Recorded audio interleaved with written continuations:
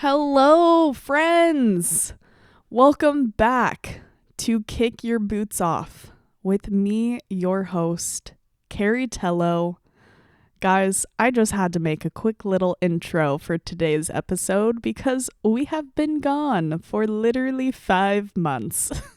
I am so sorry, but I have great news for you. Next week, I will have a solo episode coming out all about where the heck I've been for the last 5 months, how last year ended for me, and all the fun weddings and travels in between. That'll be coming out next week. But to really kick off, I guess this is season 2, we are back in the studio with Film the Makers Pods. My lovely producers and editors, Cass and AJ Vare, hosting me and special guest, Mr. Titus Joel. He has become a fast friend of mine and really a colleague. We've worked together a ton over the last 6 months, and I am just so stoked to have him on to talk all things film. He has so much wisdom and knowledge when it comes to film, so I'm really pumped to just pick his brain, and I know he has some really awesome little nuggets of wisdom for us today. So thank you so much for being here, and I hope you enjoy the show.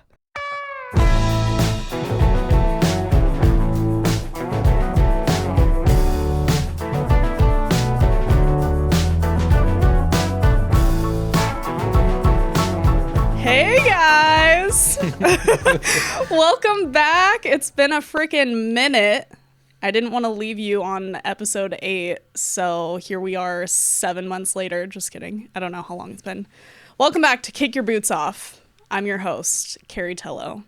And joining me today is Mr. Titus Joel. Say hello. Hello, I'm Titus, film and documentary wedding photographer. Oh, very official. Yeah.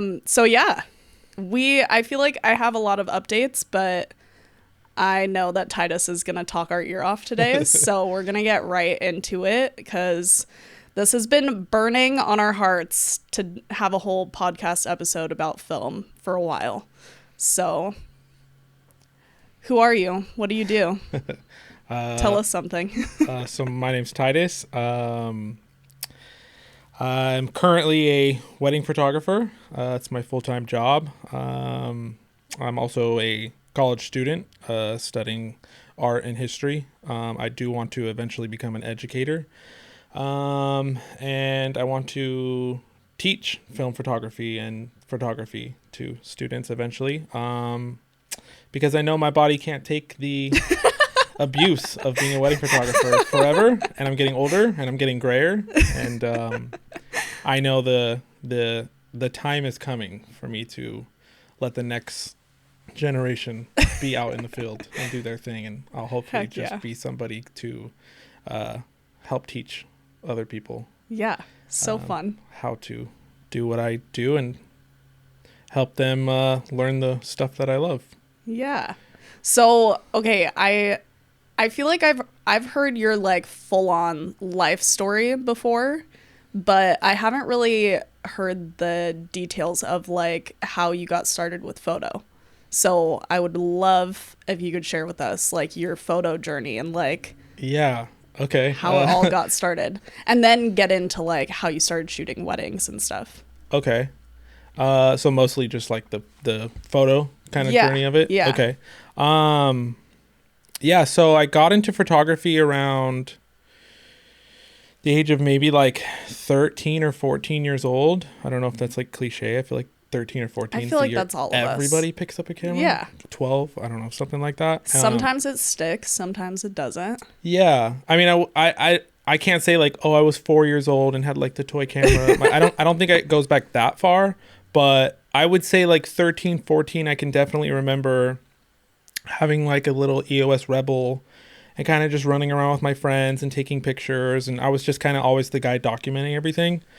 And then as I hit maybe like my later teens, maybe 17, 18, I kind of started to pick it up again and take it a little bit more seriously. And at the time, me and my friends were going to like a lot of like backyard concerts and little clubs and all these little things. Whatever we could get into, we were kind of just running around listening to music and having fun. And I would take my camera everywhere with me. And that's kind of... What camera was that? Probably still just a little crummy, like cheap digital or whatever I could get my hands on. Because I've definitely started with like a cheap little digital camera before I got into film. Yeah. I had film cameras along the way here and there, but I didn't really ever use those in a professional way. That was just more like personal documentation. Mm-hmm.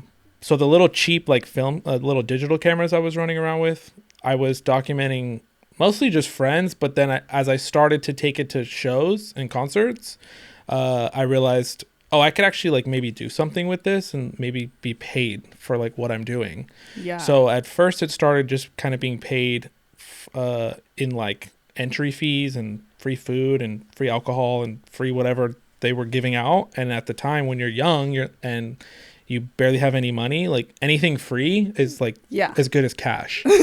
So like going to all these shows are expensive, and eating there is expensive, and drinking there is expensive. And so everything was free. And so I was like, that's good enough pay for me. Yeah. And I would get like backstage passes, and I would get to meet all these cool people.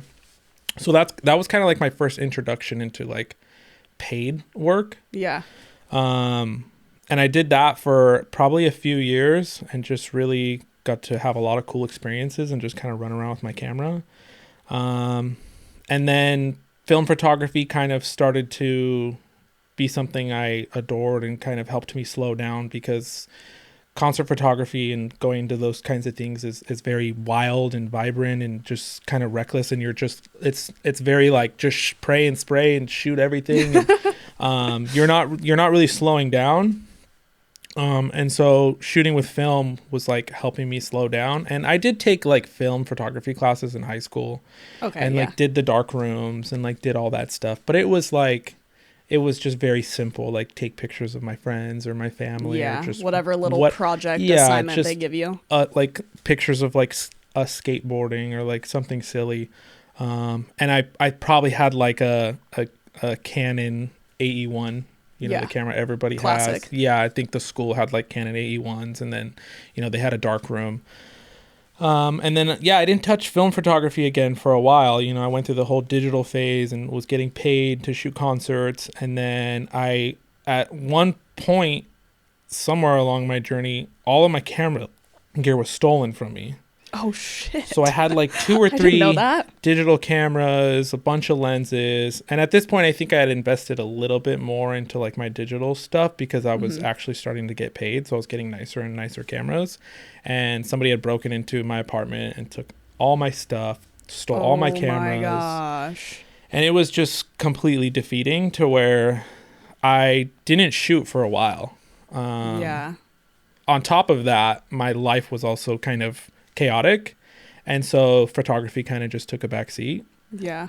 And I didn't have a camera for years. I kind of just went. That's so crazy. Yeah. To imagine a life with no camera. Yeah, I kind of just fell off the map with like cameras and taking pictures, and just really wasn't focused on that at all. I was doing other things creatively, but I had just completely stopped with photography. And then years later, I was working at a hotel. I was working a graveyard shift at this hotel, and there was another guy there that worked there, and he was super into cameras and was going out really late at night or really early in the morning to like the streets of Los Angeles and taking photos, and just like kind of doing street photography and just documenting and doing like building photography. And me and him were talking, because we were the only 2 people working at night on graveyard shift.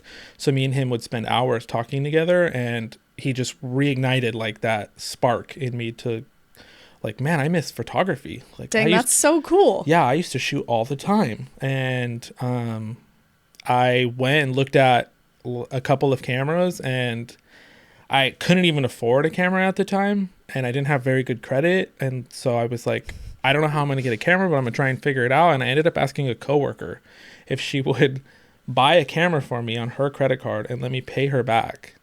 and she trusted me, and we went to Best Buy and we bought the camera. Hell yeah. She put it on her card, and I bought a Canon 6D. Nice. Something like that. Yeah. With like a nice lens. And at the time that was like, you know, I think the nicest camera out at the time was maybe a Mark III, 5D Mark IIIs. Yeah. And it was a great little camera, and I just kind of ran around with that camera for a couple years, and that's kind of how I started getting into like portrait work and started getting more into like editorial and just kind of really liking documenting people more than I did like just stuff. I really just wanted to photograph like human beings all the time. Yeah.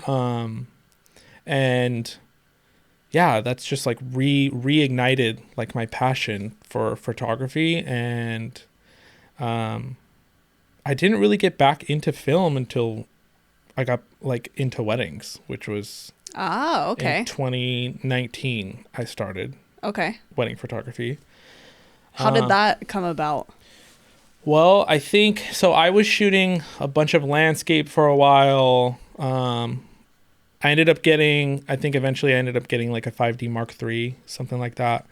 I got sold this Canon 6D to like a friend, got a nicer camera, started shooting like landscapes. I got hired by like a couple of outdoor companies to do like outdoor campaigns, and like I was kind of traveling and I was going to all these cool places and just shooting whatever would pay, like restaurants, bars, food, landscape, magazines, whatever would pay to like just keep me going and just keep me busy. I was just taking it on.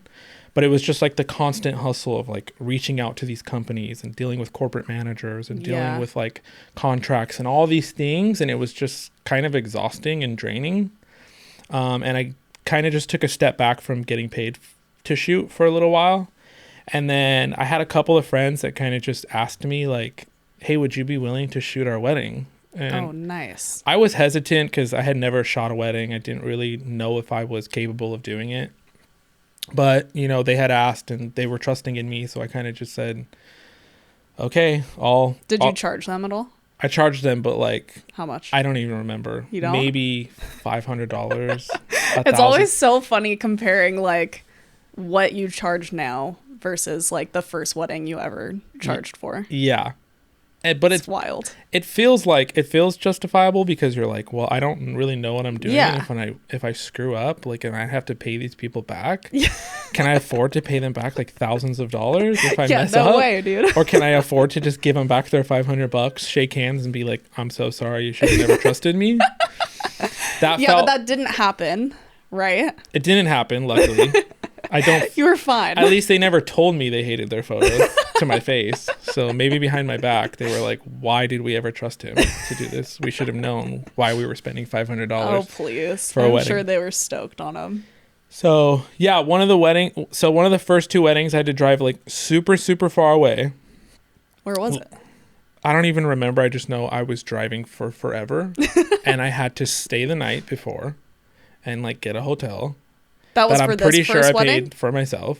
Yeah, for like one of the either the first or second wedding I ever shot. Okay.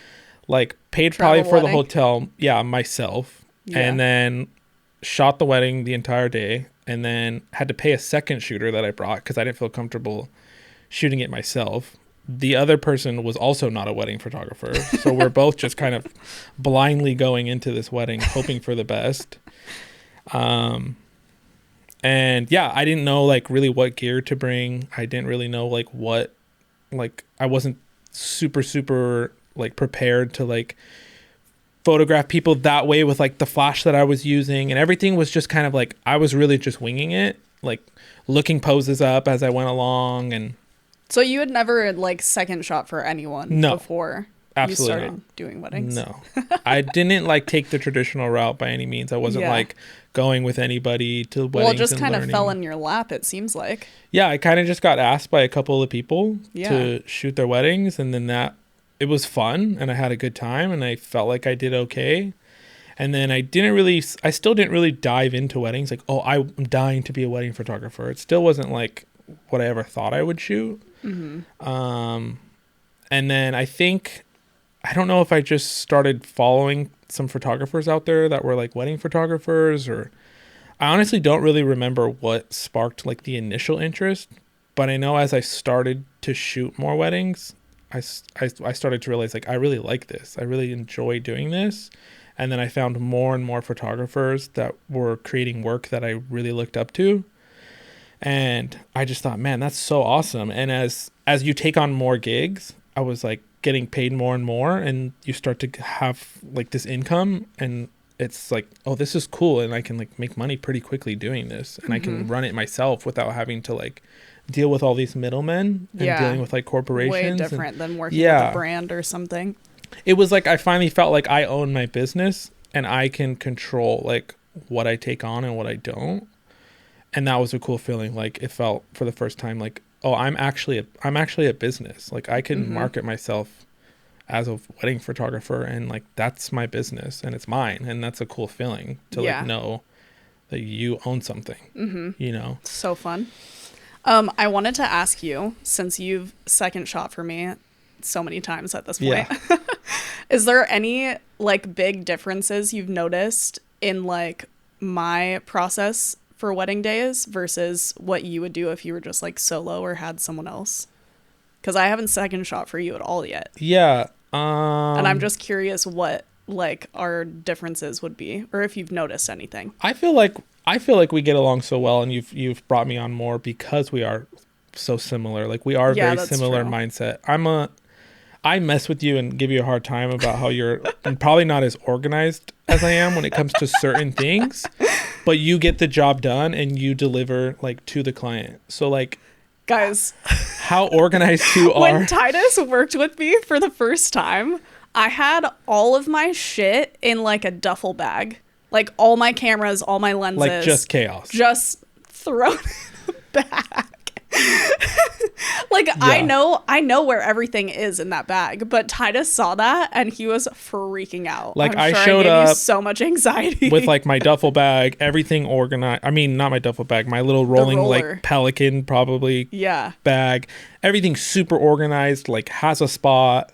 My backpack's like got the little foam dividers, and everything like doesn't touch, and everything has like a certain way I do it so I can pull it out. And Carrie just had a backpack like like a duffel bag that like opens, and it was just everything was just in it, and I was like so shocked. I was like, that's how you carry all your stuff? Like all your cameras just hit each other and everything's just clanking, and I'm like, how do you get to the bottom of the bag? And I'm pretty sure you bought a bag after that to organize your stuff better. Yeah, no, literally I think. And then I felt bad. Within the next week, I got like a nice little camera backpack that like has the dividers and is like a lot more organized. But yeah, then I felt really bad.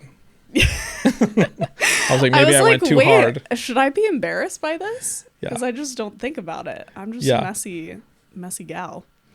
Okay, so we're getting into it. We obviously have the shared love of film, so I have probably too many questions for us to I'm ready. walk through. Also, I've just recently, like, I haven't been getting, and I think this is across the board for most wedding photographers right now, like, the inquiries have slowed down a lot for 2025. I don't know if that's the same with you guys, AJ.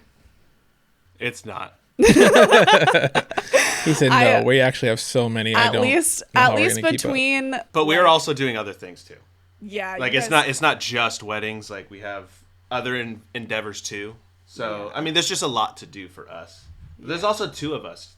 Yeah, that's true. You know. So. Yeah, you have photo and video. It's like a 2-for-1 duo. Right. Yeah. I think because I've also seen other people say that as soon as they added the other component, whether it was like their photographers first and then they added video, or their videographers first and then they added photo, that they've just seen so many more inquiries come their way. So I think it's just something that happens naturally. Okay, so there's the hack, guys. Get your significant others on board to start working with you. Make sure you marry someone who is an incredible artist himself, and then you can both. Frenchie and Eric are like, shut the fuck up, guys. Frenchie Leave us has alone. continued to ask me, like, should I shoot Super 8 at weddings? And I'm like, yes. I'm like, yeah, but then what are we going to do with our kids? Like then we have to pay someone to watch the kids all day, and I don't know. Just factor that into your then price. I'll probably end up actually having to edit both the video and the photo. She's like, here you go. Yeah. Have fun She's with that. probably going to only want to shoot half of the day and then enjoy the rest of the day. And then... Well, anywho, I feel like, okay, so in general, I feel like I've been getting a lot less inquiries or like consistent inquiries for 2025. And I've also like talked to like Cambria and my friend Chloe about it, and they're kind of in the same boat. But what I have noticed is a lot of other photographers, like newer photographers, have started following me, and everyone is in my DMs like, what film do you shoot? And like, what presets do you use? And like asking me a ton of like education questions. So where was this going? I wanted to like actually talk more about like obviously film, but kind of like just use this as like a space to answer everyone's questions. Okay. That's what I was getting at. Yes. That's great. We're connecting the dots here. Yes. But I wanted to start with, have you ever experienced a client who has absolutely no fucking idea what film is and like thinks you're talking about video? Yeah. So of course So I wanted to see like, how do you explain that? Like if you're in the moment with someone, they're like, oh, so you do video too? Yeah. You're like, no, it's still photo. Yeah. I would say like probably 9 out of 10 of my inquiries are inquiring because I shoot film. Like I think that the majority of my inquiries want film and know what it is and like see the aesthetic and understand the art form and understand the medium as like a very timeless thing. Yeah.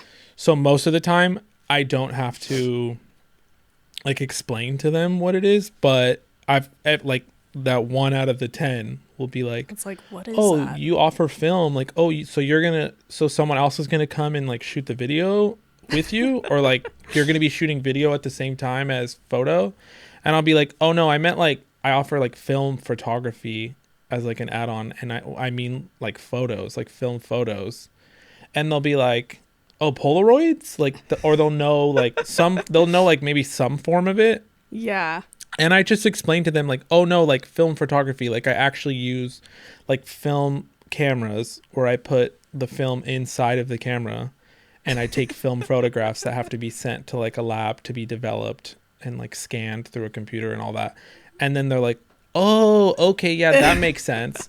And at that point, old school, they don't really care because they know, now I've explained to them what it is, but to them it's not really impressive because they don't understand like the difficulty and the work that it takes to translate like film into their gallery. Like they don't understand the beauty behind it. Kind of. A lot of people will ask me like, so do you get them printed and then send it to us? Yeah. Or like, I'm like, no, just scan it. Yeah. And then it's with your digital gallery, guys. Yeah. I wanted to ask you too, for like a average wedding day, or like maybe even if you have different packages and stuff, like how much film do you shoot and like how many cameras are you cycling through on a wedding day?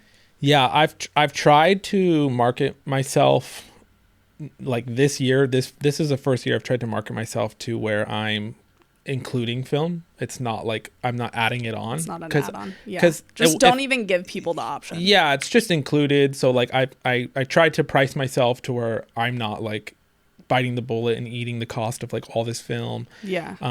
But I've tried to make it to where it's not some outrageous price, to where if somebody inquires and they don't really care about film, and my prices are so high because I'm adding on film, I'm not like something that's like out of their budget or something like beyond what they can afford. Mm-hmm. Because I also don't want to be like, well, I'm just going to take film out of your package and just make it cheaper. Like I try not to lower or raise my prices too much. And I know some photographers see that as the complete opposite way of how you should run it. Like you should always do a custom package. I know a lot of photographers are like based off exactly what that one person wants. Yeah.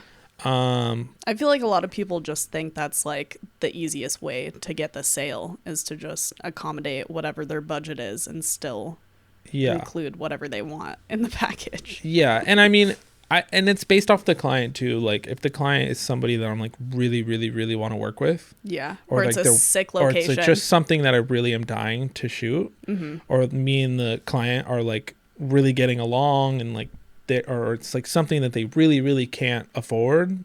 Then it's like, okay, let me work with you and like, let's come up with something custom. I'm never going to say I'm not going to come up with something custom because I absolutely will. Mm-hmm. But for the most part, I try to keep myself really consistent, and most of my inquiries are already expecting like film to be in their package anyways. And also like, you know, the value of your work. Like, I feel like that is like a big thing that we have to just understand for ourselves is like, we're valuable, our work is valuable, and like we're allowed to charge what we want to charge for it. So I was just listening to another photographer on Instagram. He just added a bunch of people to like his close friends, but you have to be like a wedding photographer. Who is it? I want to be. I don't want to put him on blast, but I'll tell you. Yeah, I'll tell you who it is. But he added me to like his close friends for wedding photographers only, and he was talking about just that, about how if somebody's going to hire you and they're going to pay your price, like they're not going to try and pay like a different price because they understand like what you're offering is an art form. Mm-hmm. And it's like you don't go to art studios and look at a painting and like haggle price. Like the price on the wall is usually what you're going to have to pay, and like that's it. But at the same time, like I understand people are working within limits, and I have starting prices on my website. And so if somebody inquires and they kind of know like that the starting price is within their range and they're really just like struggling to maybe like figure out how to afford everything, like I'll pretty much always work with somebody. But again, it comes down to like, are me and this person meshing? Like is it going to be worth it? Yeah. Like are me and this couple meshing, or are they really just going around asking numbers? Yeah. Like is it just a numbers game to them and they're just want the cheapest, lowest price? Mm-hmm. Because then they view you as like a price and not like a person and an art form. And then you're just a number to them. And so when they pay the price that you're asking, they now value you as like a person because they're investing their money. And so like, if it's something that's maybe just out of budget or right at their budget and they're investing in you, like now they're invested too because they're spending a decent amount of money to have you, and now they care. So you're going to get the best version of them as well as the best version of yourself because you don't feel like you're taking yourself way down in price to meet them. Yeah. And now you feel like, oh, I'm working, like sometimes you feel like I'm basically working for free.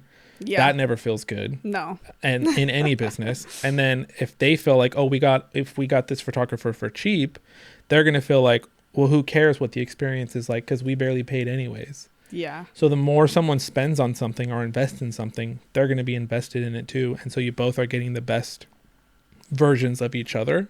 Mm-hmm. And I think that's important. Totally. You know? And it's hard because I don't think there is enough education in the photography world on like what your prices should be. Yeah. And how you should market yourself and how you should price yourself and where are you going to make money and where are you going to not. I know a lot of photographers the first 2 or 3 years of shooting film lose money. Yeah. Because you're still trying to figure it out as you go along. Like, am I going to make money off this wedding or am I going to like eat the cost of some of this and end up shooting more film or spending more money than I feel comfortable with? And so I think it is a learning curve jumping into film. And like you were saying, how much like film should I shoot? Yeah. Like what's your like ideal, like say you got your ideal client inquiry and they're like, however much film you want to shoot for a day, we'll pay for it. Like what would you want to shoot for a wedding day? Like how many rolls would I shoot? Yeah. I would just be shooting film the whole day. I've never put a max or minimum. You have no idea of like how many rolls you would go through? A lot. I would shoot a lot, but I'm also like, I don't like just pray and spray with like photography. I don't just go nuts. Like I try to be as intentional as possible, and shoot film when it matters, you know, because like to me, like film photography is it's supposed to be shot like when you feel like it's supposed to be shot. And I don't know if that makes sense. No, it totally does. But like, it's not the exact answer that I wanted you to share with all of us. Yeah. But what's the most amount of rolls you've done at a wedding? Probably like 35, 40. 35 or 40 Solo, rolls? alone. Is that a lot? Yeah, bro. Oh, I don't feel like that's that much. 35 rolls? The most ever. 35 millimeter. No, not 35. I shoot a lot of medium format though. Yeah. So I should clarify that I shoot a lot of medium format, which is only 16 shots compared to 36. Okay. I'm not a very big 35 millimeter fan. I'm just not. Yeah, I've noticed that. It's not as good. So of those 40 rolls, most of those were 120? Yeah, medium format. I would say like, let's say I shot 35, like 25 of those were probably medium format. Okay. So you're taking way less photos, but you're burning through more rolls. Yeah. But the photos are just so much better. Yeah. I'm like, and I've become like a 2 film camera guy. I have like my 2 film cameras that I trust. And it's taken me a long, long time to get there because I've shot probably 20, 25 different film cameras to figure out what I like. Mm-hmm. And I've finally figured out like the 2-3 film cameras that I enjoy, and I'm kind of just sticking with those. So I try to carry maybe 2 film cameras, sometimes 3, and then like 1 digital, but I always have like a digital backup. Okay, I like that. So is it still your G2 and so the G2 Fuji? is sold. Oh, you sold it? Yeah, I sold the G2. I had a Pentax 645N. Was that the one with the flash? No, it's a medium format camera. It's like got a little handle. What am I thinking of? The medium format that has the little pop-up flash on it that you let me borrow. That's the Fuji GA645. That thing is really nice. Yeah, those things are sweet. Those are really popular in the wedding industry because 1, they're super light. 2, they have a flash. And 3, it's medium format. Yeah, those are money. And that's hard to beat. Yeah. So everything expensive is expensive because it's convenient. So like everything light is expensive. Everything with flash is expensive. The autofocus too. Autofocus. If it's fast and convenient, like it's going to be expensive. It's because they're popular. So everybody is buying them. Well, that camera is for sure worth it. Talking about this one? Yes. Oh, it's so good. The Fuji GA645. And I actually don't use that camera that much because it's a little slow. The flash isn't like that strong. So sometimes I got a banger dance floor shot with that camera. No, and it's I was great. From pretty far away, and still like everyone was doing whatever line dance it was. Yeah. And all of them are still like perfectly lit up and crisp. Yeah. So like the Holga is an extremely like popular camera. I love my Holga. So I'm not I want to get the one with where you can actually put the flash on top. I got the cheaper one that has the built-in flash. That one sucks. And it sucks so bad. I wish someone would have told me because I would have just bought add like your own flash onto like the already even cheaper Holga, and then you have to like tape it up a bunch so you get no light leaks. So I mean the images are really cool that the Holga makes. It's very artsy. It's very like it feels like film. It feels like feels like this really cool like old looking photo. And so I get the hype and like I get all the attention that the Holga gets. And I mean it's like what $35-$40 for a Holga, something like that. It's like $40 for a film camera. Like that's a great it's like a toy camera. It's completely a toy camera, but it can make really cool images. And you can do double exposure so easy with it. That's my favorite. Yeah. And I know people who shoot it like all day long, the whole wedding. So for me, I just can't justify shooting medium format on a toy camera and then having the cost to pay to develop and scan like that many rolls of medium format that were put through a toy camera. Like for me, I can't justify that. Like I don't want to spend the extra money on like a toy camera. So I use my Fuji as like my Holga. Okay, yeah. If that makes sense. Yeah, like my Fuji is like my fun, like just kind of reckless, like just shoot it like whenever, because it's like my camera I use as like the I don't care camera because it is so easy to use. I can just pull it out, take a photo and move on. Yeah. And then now I shoot with a Mamiya 645 autofocus, and it's my favorite camera I've ever used. both medium format. You don't have like a go-to. My go-to for 35. 35 right now is a Canon 1V. Okay. Which is like... Is that like the... It's the big one. It's like the EOS 3 that you use, but it's a little bit bigger, a little heavier. You can use your digital lenses on it. So it is a monster. It's heavy. It's like you're carrying a whole nother digital camera because you're using heavy lenses. The camera itself is heavy, but it's the best 35 millimeter camera I've ever used. Okay, cool. Like hands down. It's because you're using such good Canon glass. Yeah. You're using, you know, the same stuff you would use on your digital cameras. And so it's the best 35 millimeter camera I've ever used, but you also have to add a flash on top of it. So it makes it even heavier. So you need double of your like whatever flash you're using for digital. Yeah, it's a monster for sure. And the Mamiya is really heavy too. Yeah. But if you're only shooting with a couple cameras throughout a wedding day, I feel like that already kind of simplifies the load, because I'll try to like cycle through, just because I don't really have, like, I haven't narrowed it down as much as you have. Like, I still have, like, my point and shoot for 35 that I'll use at the end of the night because it has the flash on it. Like, I don't have a G2 with the nice-ass flash. Yeah. I don't have that set up. But I'll use that, and then, like, sometimes this camera for 35. I definitely shoot a lot more 35, though, too. So I'll use my medium format like specifically for portraits, and I'll use a Holga at like random points throughout the day. But then I'm still like, I'm cycling through like at least 4 different film cameras and my Polaroid. Like, it's too much. I forgot the Polaroid. I carry my Polaroid a lot. Yeah, it's just a lot. It is a lot. It's a lot of gear. So I feel like it would be really helpful for me to like just narrow it down to a couple cameras that are like good to have on me all day long and not worry about, okay, well, I can't use this camera anymore because I don't have the flash for it, and then like trying to figure that out. But the EOS 3 has been slapping lately with my digital flash on it. So I'll start the day like getting ready with the flash on that and no flash on digital, and it's so good. But I need to just get another flash so I can do both. Yeah. The EOS 3 is super popular too, and it's an absolute workhorse. It's so good for wedding days. Yeah, it's a great little camera. That's a super popular camera. I'm just the 1V just works for me. Yeah. Well, I feel like it's just about the same thing, right?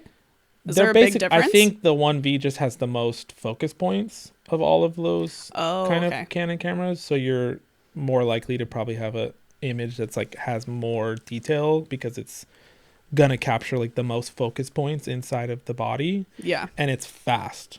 It could technically shoot like 9 film frames a second or something. Whoa, yeah. So it's really fast. So it was really popular with like sports photographers back in the day. But I mean, I've never shot 9 film frames in 1 second. Yeah, I don't think I would do that before. But it's useful, like if you really wanted to like capture like a moment during ceremony or something and you really just wanted to let it go, you could you could shoot through a whole roll in like 5 seconds. Yeah. That's 35. Crazy. So yeah, I think it's the option of having it, but I mean, nobody's probably doing that. Yeah. So I want to get into some like pros and cons of shooting film, because recently I just got to work with a pretty popular photographer who's also in the education space. And she was talking about her experience with me afterwards on her podcast. And she just like got into this whole tangent about like, I don't really get the point of film. Like, I don't know if I'm like super into film, and like the quality is just not as good, and like you just have way less control over it, and like all this stuff. And I'm like, my heart, like, yeah.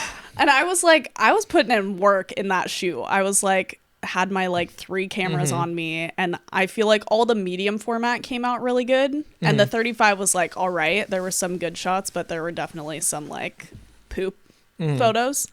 But I'm like, I feel like all together though, like it still tells the story. But anyways, I wanted to get into pros and cons, because I feel like those are some cons that she mentioned. But what's your take on it? I mean, I think there's a fair amount of cons. I mean, there's always obviously the price. Yeah. That's a con. I feel like that's the It's I mean, that's it's the biggest. It's the biggest con. It's so expensive, and it's because it's becoming popular. But it's becoming popular in a way that like tons of people are getting 35 millimeter cameras. They're buying a ton of film, and they're just going out and they're just shooting like crazy. Mm-hmm. There's not really any intent or like goal behind their shooting. It's just kind of, I'm gonna shoot film and just kind of take a ton of photos and hope for the best. Mm-hmm. But I mean, and that's fine too, because everybody has to start somewhere. And if your intention is, I need to get better, that's fine. But and some people's intention are like, I'm just going to do it because I can make money off of it. Or some people are like, I just want to be cool and post my film photos of my friends.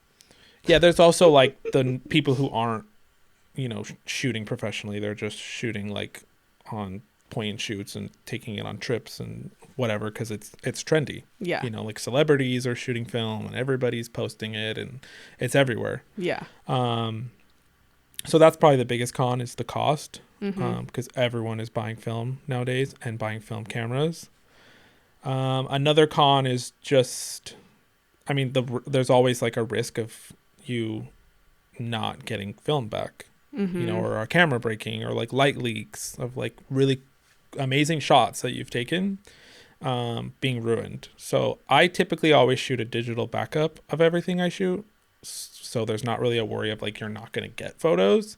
Yeah. And I shoot multiple cameras, like I usually bring a backup like medium format in case my medium format breaks, or I bring like a backup 35 millimeter just in case, but I don't carry them actively like the whole day. Yeah. But there's always the risk that like you could lose your photos, or you can mail it to like your lab and it get lost in the mail. Your lab could screw up your film. They could overdevelop or underdevelop, or I've had film ruined from labs before, and you get photos back and you're like, none of this is usable. Yeah. And at that point you're screwed. What's your like baseline for that though? Because I feel like you have a way higher expectations for the film that you get back than I do. So especially just like in regards to like what lab you're sending your film to. Sorry, we're going off of the pros and cons because I want to talk about this. Yeah, I know this is a hot topic too, and something that you and me have always kind of disagreed on. I know, that's why I'm excited to talk about it. But also, like, to preface, y'all can hear Titus has a lot more knowledge on film than I do. Like, I just shoot film because I've just always shot film, and I have gotten comfortable with my lab. I've gotten comfortable with the gear that I use, and I don't really branch out. Like, I'm just like in my little happy space. Yeah. But you have a way more knowledge on this. Well, and that's just from trial and error. That's from making mistakes. Well, I also did go to photography school for 2 years. Okay, yeah. Which you didn't. You've got that on. And so I was in like a lab all the time in a dark room for like a year and a half. Yeah. Using all their really nice, expensive equipment. I did not do that. And like trying all these amazing cameras. So I got to try a lot of film cameras before, and you get to use them all for free. Yeah. And so I got to try a lot of stuff before I even adventured out into the world of like, what do I want to use? Yeah. But I've also spent a ton of time like researching film cameras, and I'm following other film photographers that I looked up to. And I follow a lot of film photographers that do not shoot weddings. So that's where I find most of my inspiration is outside of weddings, whether it's editorial. That's good. Yeah. Portrait, whatever like people shoot, anything. Being in the wedding space is getting very overwhelming for me. Just like constantly being on Instagram, and every single post is a wedding. Film from this wedding or that wedding or whatever. Yeah. It's a lot. Yeah. And so. But I want to talk about developing and like the labs that you go to. So if it was up to me, I would do it at home. Like I would. Okay. I would get the lab. Well, I would have it developed outside and have a lab develop it, but send me back my negatives. I would scan everything myself, put it through Lightroom or whatever whatever you use to just slightly adjust it. Nothing crazy. Like film doesn't need to be edited for an hour. Like if you're editing your film that long, like you did something wrong, or your lab is not developing your film correctly and they're ruining your film. So you should get back decent negatives. You can take it, scan it yourself at home, and then edit it, and you can move on with your life. But unfortunately, I don't have the time for that. and I can't afford to get a setup like that. I don't have the space at home to like have a whole space set up for me to scan everything myself. And so I just want to trust like who I'm sending it to is going to do a good job with it and send it back to me where I have to do minimal work to. Yeah, I feel like you shouldn't really have to do anything once you get them back. Yeah, most of the time you might maybe have just to cropping or maybe just minimal. little small slight adjustments, maybe exposure or maybe like the contrast is a little too high or a little too low. Some labs are like a little green or a little purple, and sometimes you just have to slightly mess with it. But if you're using a pretty good lab, you shouldn't have to really do much to it at all. Yeah.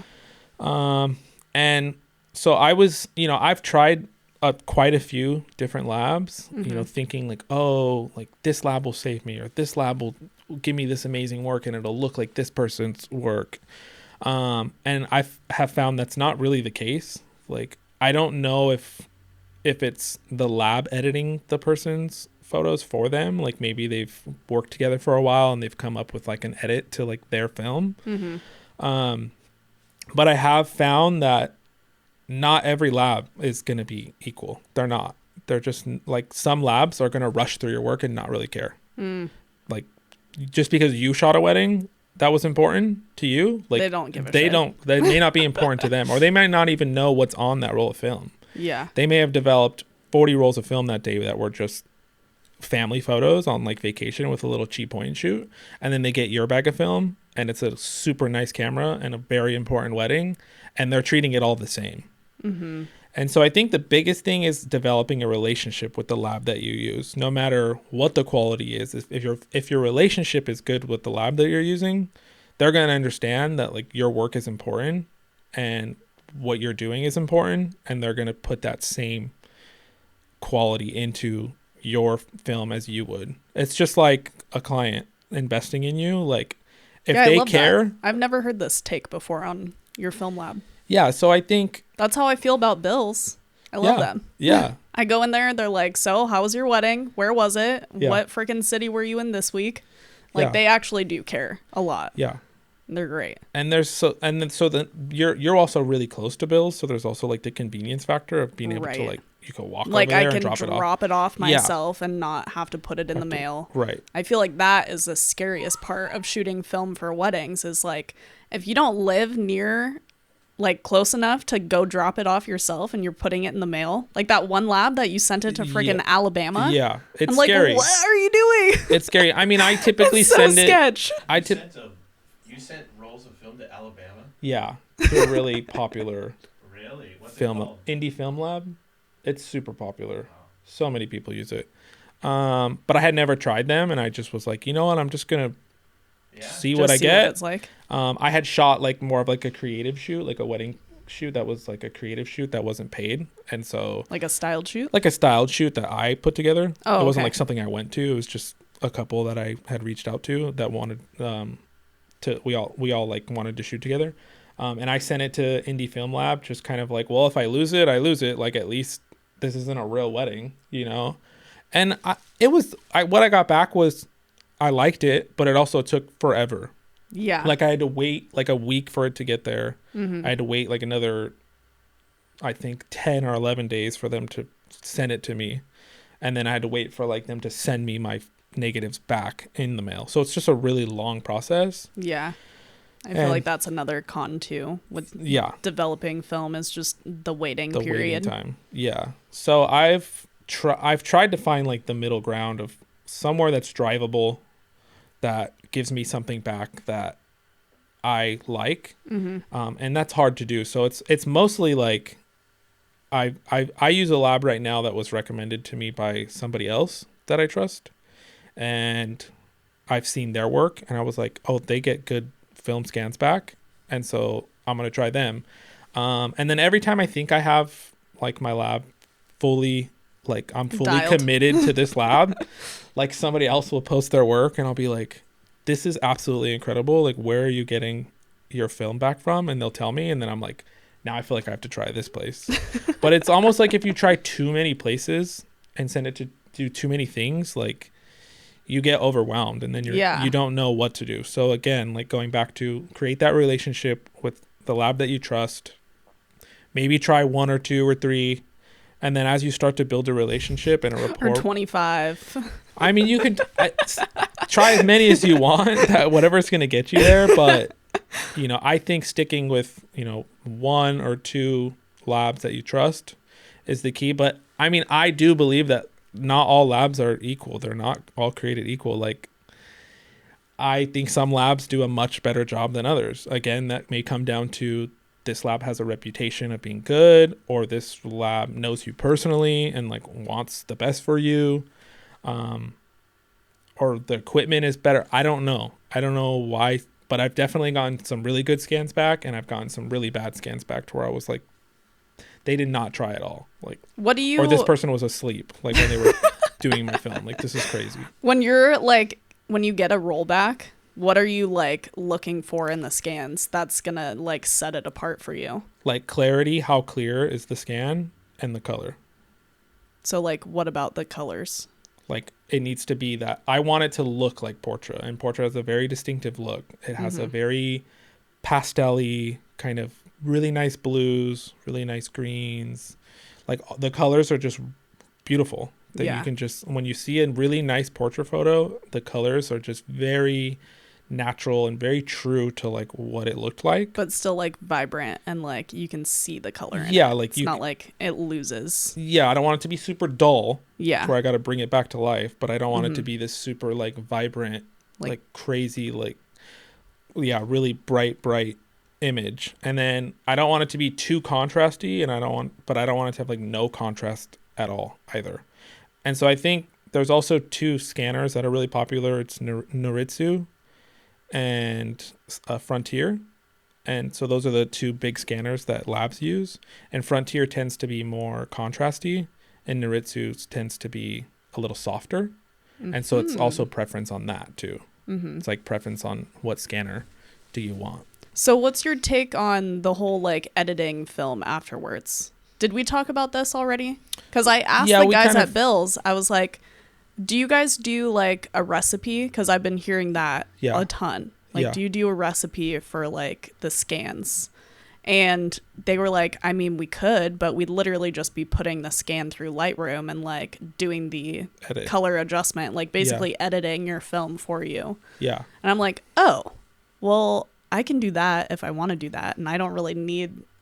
Like, I'm happy with the scans I get back, so I don't really need that extra work for either of us. Yeah. But I'm just curious what your thoughts on that are. So I think if you're doing it to just like make the minimal adjustments. Well, I think it's like if you're having a lab scan for you because you don't know what you're doing, then that's not probably good. You should learn. You want to learn. Like, I want to understand how my photo came out like that. I want to understand how I got to like the finish line. I don't want like the finish line. I don't want the race ran for me. Like, I want to go, I'll run alongside you to get to the end, but like, let me learn. Yeah. I think if it's a convenience thing, like save me time, do it for me, then that makes sense. Like, if you know how to get to the finish line on your own already, and now you just want someone to like help you get there faster, that I think that's totally fine. And I mean, if you're doing that anyways and you don't know how to get there, that's fine too. But me personally, like, I want to know how to get there myself. Well, I feel like that's my like biggest takeaway from the editing side of getting your film developed and scanned and whatever. Like, I feel like if you're having your lab do all this editing for you, how are you ever going to like learn to make the adjustments with your own camera in your hands? Like, you still have control over what images you're producing. So if you don't ever see the actual final product from yourself, and you're just getting this like preset put on all your photos to like match your Instagram feed, but I think aren't most of us all using, I mean, presets to a degree? Like, aren't most photographers even digital? Like, I mean, I use presets that were already made. Yeah. You know, there's still editing involved. But I think to a degree, like, even with film, like, I don't know. Like, some people don't like editing, or they're not good at it, but they're incredible artists, right? They have the vision, or they have like, they're really good at using the camera. But then you put them behind a computer screen and they don't know how to get to like that end result. And I personally, like, I'm not like some amazing, incredible editor. I more like, I like more like the art side of it. Yeah. I like creating the image and like being out and making the photo and like capturing the moment. Yeah, as like it's dealing happening. with the human being themselves and like capturing what they were going through in that moment. Like I like being present and being a part of like creating the image. And then sitting down and like editing is where I'm like, I'm not like a computer genius, and I'm not like a colorist. Like there's people who get paid to do that for a reason, to edit people's photos. But I also take pride in my work, so I don't want to just put something out there that's just not good to me. You know, I don't want to just throw a preset on, like copy and paste the whole gallery and then move on. Like I want the photos to look as good as best as possible. But at the same time, like I'm not super incredible at editing. So if someone can help me like get to that point, I'm going to take that help. But I'm also willing to learn. Work smarter, not harder. I mean, I know so many people that just pay other people to edit all their photos. I know. Yeah. A lot of people outsource editing because they don't want to do it. You're either not good at it or you just don't have the time or don't want to do it. Yeah, fair enough. And so, I don't know, it's hard because like I want other people to learn like how to get there. Like don't just use a point and shoot film camera that's all auto. Yeah. And then send that roll to to a lab that like auto everything's for you and sends it back. And then like at no point were you a part of the process. Like, I don't know, to me that feels like you just shoot digital. Yeah. You're not part of the process at all at that point. Like you're not really leaving your fingerprint on your work. And that's hard because it takes a lot of time to get there.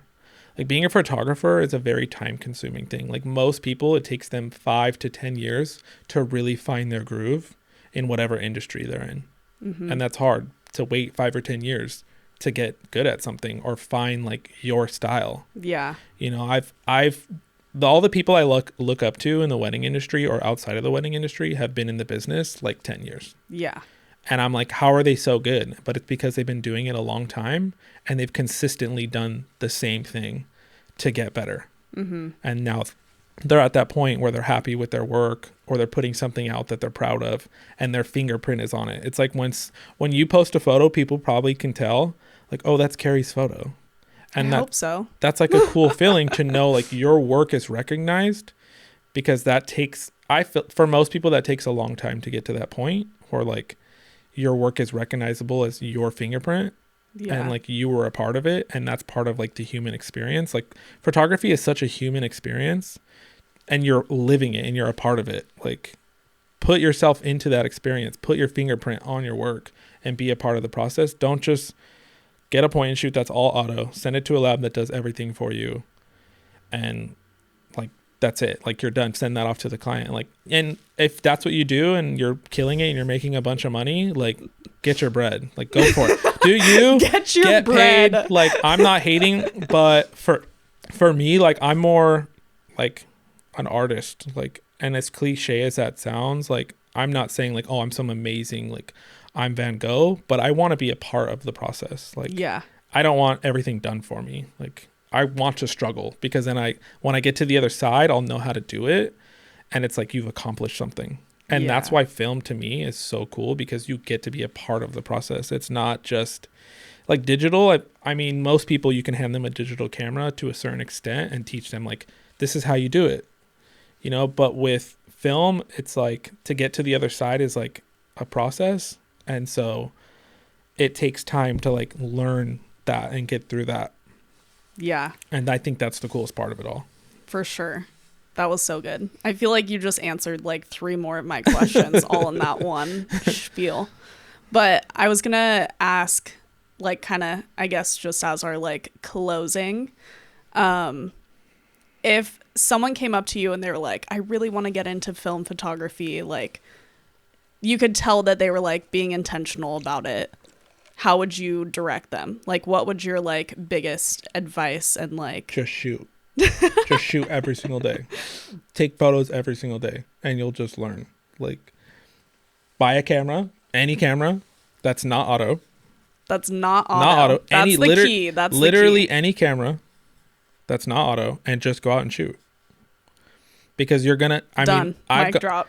I've gone. Go shoot, guys. Just go shoot. I mean, I've gone through so many film cameras and tried so many different things, and some cameras I loved and some cameras I hate, and I feel like the experimental part of your process too has made you what you are. Like, you're very curious, and you're like, you have to try, like, you have to know everything that's out there. Mm-hmm. And I feel like that also has played a huge role in, like, you being so good at film. Oh, and another thing that most people don't know is when it comes to film cameras, don't get wrapped up in, like, the camera, like, the body of the camera.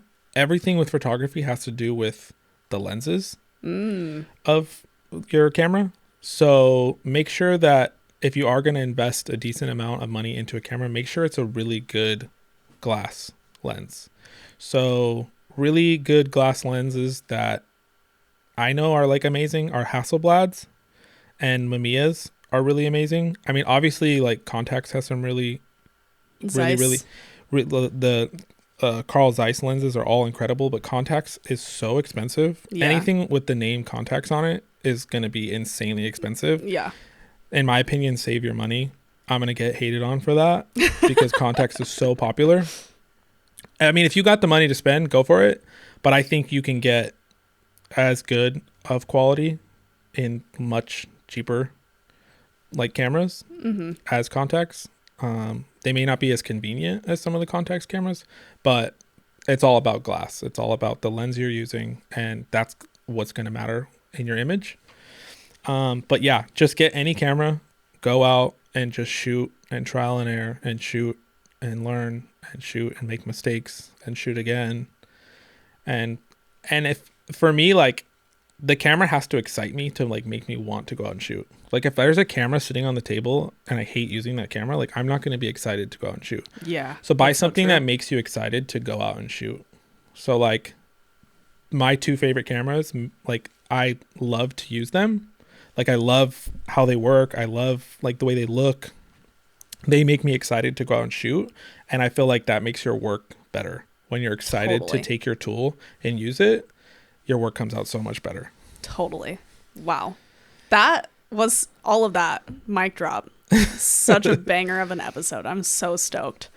Well, any last words for the listeners? I feel like you closed it really well. I feel like there was something else I wanted to say, but I honestly can't remember. I'll probably think of it tonight. Laying in bed. Oh my gosh, that was so important. Why didn't I bring that up? But no, we'll just have you on for a part 2. Yeah. Hopefully in the next few episodes. Yeah. And I mean, I don't consider myself like an educator, but I am. But you're out here educating. I'm somebody that's willing to share. I don't think there's enough people that share information. That's what I wanted to say was there's not enough people who willingly and freely share information regarding not just weddings, but like shooting in general. And I think we need way more of that. Like people need to be, there's so much gatekeeping. Like nobody wants to give anybody else tips. I mean, there is a decent amount of people out there like I feel like sharing. Especially with film too, because it's so like, if you are in like kind of our, I don't know, space, like we're familiar with film and we like feel like that's just a part of us.